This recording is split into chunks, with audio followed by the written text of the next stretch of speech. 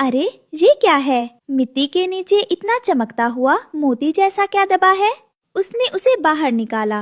वो एक बैंगनी रंग का मखमली बीज था जिसे भीनी भीनी कोको की खुशबू आ रही थी। रानो उसे लेकर घर आई। बेटी, आज खेत में कुछ मिला क्या? बहुत देर कर दी तूने।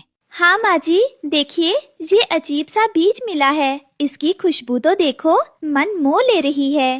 माँ, माँ, क्या ये खिलौने का बीज है? क्या इससे गुड़िया निकलेगी? नहीं मेरी बच्ची, ये तो जादुई बीज लग रहा है। चलो इसे आंगन के बीचों बीच बो देते हैं। अगली सुबह जब सूरज की पहली किरण रानो के घर पर पड़ी तो सबकी आंखें फटी की फटी रह गईं। आंगन में एक विशाल पेड़ खड़ा था जिसकी टहनियाँ चांदी जैसी थीं और पत्तों की जगह रंग बिरंगी टॉफियाँ लटक रही थीं। फलों की जगह उस पर डार्क चॉकलेट और मिल्क चॉकलेट के बड़े बड़े टुकड़े झूल रहे थे। चॉकलेट! माँ देखो, चॉकलेट का पेड़! ओए होए रानो, ये क्या करिश्मा है? क्या मैंने रात को ज्यादा पी ली थी या सच में पेड़ पर चॉकलेट लटकी है? टुनटुनी, ये वही बीज है, कल बोया और आज देखो।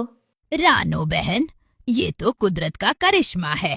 चोंच मारो तो रस नहीं, पिघली हुई चॉकलेट निकलती है भाई। वाह!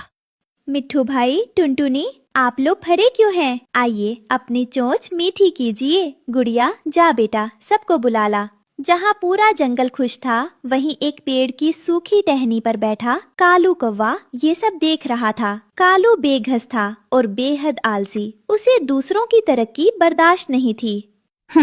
रानो की इतनी हिम्मत, एक विधवा चिड़िया और इतना बड़ा खजाना। ये पेड़ तो मेरा होना चाहिए। अगर ये चॉकलेट बाजार में बेचूं तो मैं जंगल का राजा बन जाऊंगा। वो उड़कर रानो के पास पहुंचा। रानो बहन, मुबारक हो, पर सुना है ऐसे पेड़ शापित होते हैं। जो इसका फल खाता है उसके पंख झड़ने लगते हैं।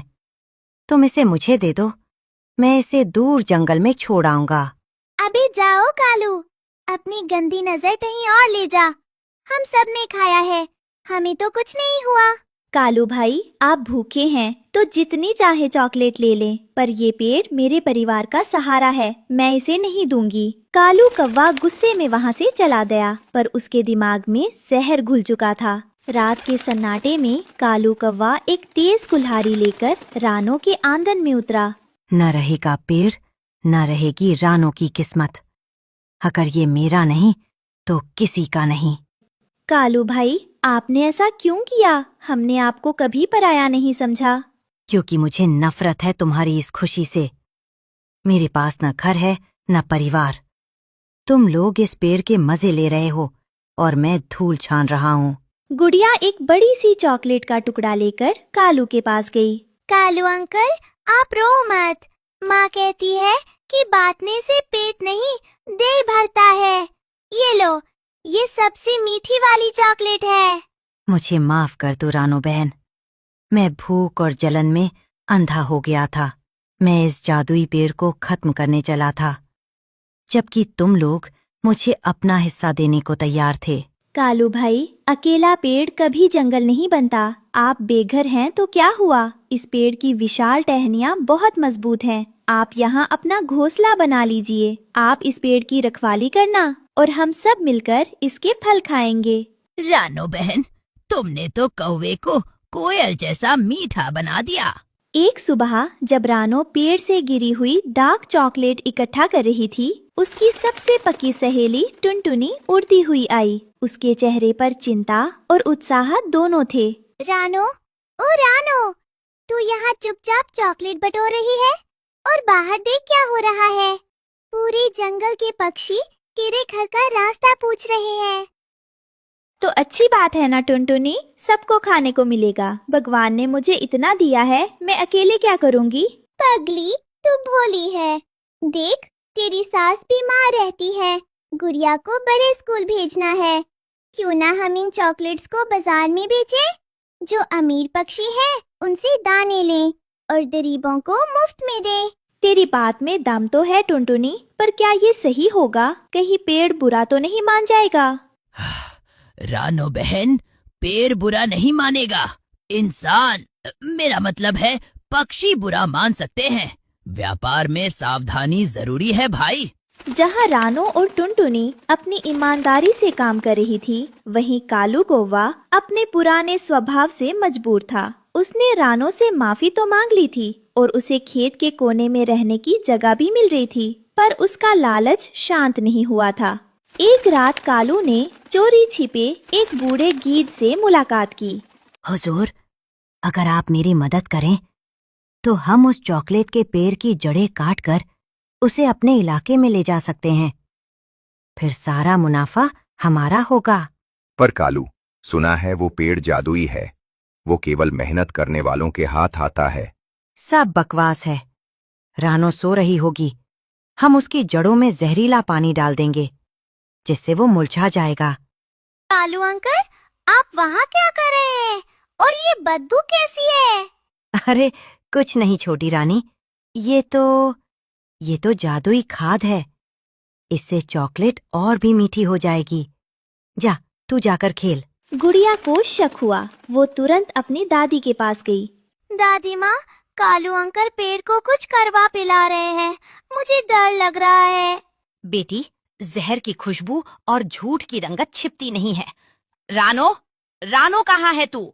रानो दौड़ कर आई। जब उसने जड़ों को देखा तो चॉकलेट का पेड़ धीरे धीरे नीला पड़ रहा था। उसकी चमक फीकी पड़ रही थी। पेड़ को मुरझाते देख रानो फूट फूट कर रोने लगी। हे जादुई पेड़, अगर मैंने कभी किसी का बुरा चाहा हो तो मुझे सजा दे, पर मेरे परिवार और इस जंगल के भूखे पक्षियों का सहारा मत छीन। मैंने तो सबको बांट कर खाना सिखाया था। तभी एक चमत्कार हुआ। रानो के निस्वार्थ आंसू जैसे ही जहरीली मिट्टी पर गिरे, मिट्टी फिर से सुनहरी हो गई। पेड़ ने अपनी टहनियां जोर से हिलाईं और एक जोरदार फव्वारा फूटा, पर पानी का नहीं, गरम पिघली हुई चॉकलेट का। वो चॉकलेट सीधे कालू कौवे के घोंसले की तरफ गई। बचाओ, बचाओ! अरे ये तो बहुत गर्म है, जल गया, बचाओ! मुझे माफ कर दो रानो। पंचायत जी, मैंने अपनी इन आँखों से देखा है। कालू ने इस जादुई पेड़ को मारने की कोशिश की। ये अपराधी है। इसे जंगल से निकाल देना चाहिए। इसने रानो की दया का अपमान किया है। कालू भाई, मैंने आपको भाई माना, घर दिया, पर आपका लालच उस चॉकलेट से भी बड़ा निकला जो मैं आपको रोज देती थी। रानो, मुझे जंगल से मत निकालो। मैं बेघर मर जाऊंगा। मुझे सजा दो, पर अपनी नजरों से दूर मत करो। रानो ने बड़ा दिल दिखाया। उसने कालू को जंगल से नहीं निकाला, बल्कि उसे एक काम दिया। ठीक है, आज से आप इस पेड़ को हाथ नहीं लगाएंगे। आप रोज सुबह दूर पहाड़ों से ताज़ा पानी लाएंगे और इस पेड़ की सेवा करेंगे। जिस दिन आपके मन का मैल धुल जाएगा, ये पेड़ आपको खुद फल देगा। सालों बीत गए। रानो ने उस मुनाफे से जंगल में पक्षियों के लिए एक मुफ्त अस्पताल खोला, जहां उसकी बूढ़ी सास और अन्य बीमार पक्षियों का इलाज होता था। कालू कौवा अब बूढ़ा हो गया था, पर वो अब लालची नहीं था। क्यों रानो, आज क्या इरादा है? आज टुनटुनी, हम पूरे जंगल में चॉकलेट का लंगर लगाएंगे, क्योंकि जो बांटता है उसका भंडार कभी खाली नहीं होता।